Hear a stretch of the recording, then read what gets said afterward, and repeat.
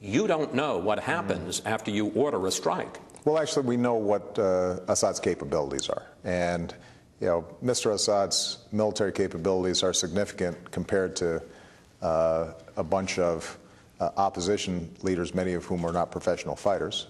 They're significant relative to over 400 children that were gassed. They're not significant relative to the U.S. military. Some of their allies, Iran, Hezbollah, do have the capacity to carry out asymmetrical strikes, but keep in mind that even Assad's allies recognize that he crossed the line in using chemical weapons. Iran itself was subjected to chemical weapons used by Saddam Hussein. Their populations remember what terrible weapons these are.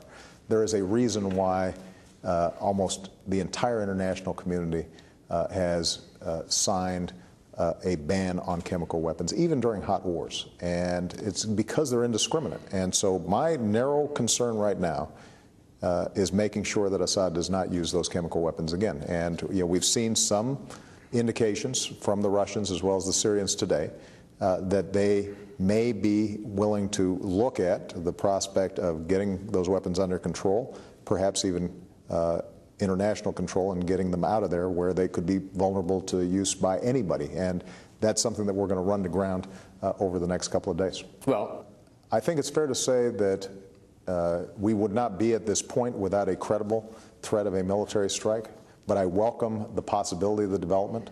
And John Kerry will be talking to his Russian counterparts.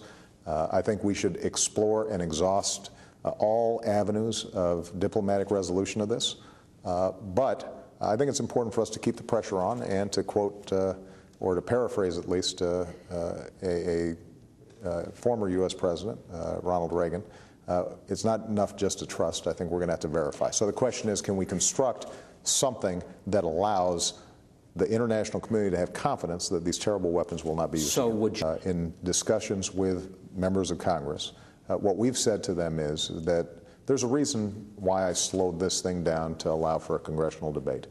Part of it was because, given that the threat was not direct and imminent to the United States, despite me believing I have the authority to take action, I thought it was best for us to actually have this debate, because we've gone through a lot of war and people are frankly suspicious of a lot of decisions. But sir, if I am going to make sure that this does not change the calendar of debate in Congress, but there was no expectation that this would be, that Congress would be finished with its deliberations over the next week or so. I mean, clearly it's going to take more time, partly because the American people aren't convinced. So I'm doing interviews tonight. I'm going to speak to the American people tomorrow.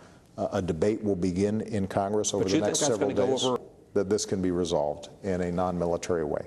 But I think it is important for us not to let the pedal off the metal when it comes to making sure that they understand we mean what we say about these international bans on chemical weapons.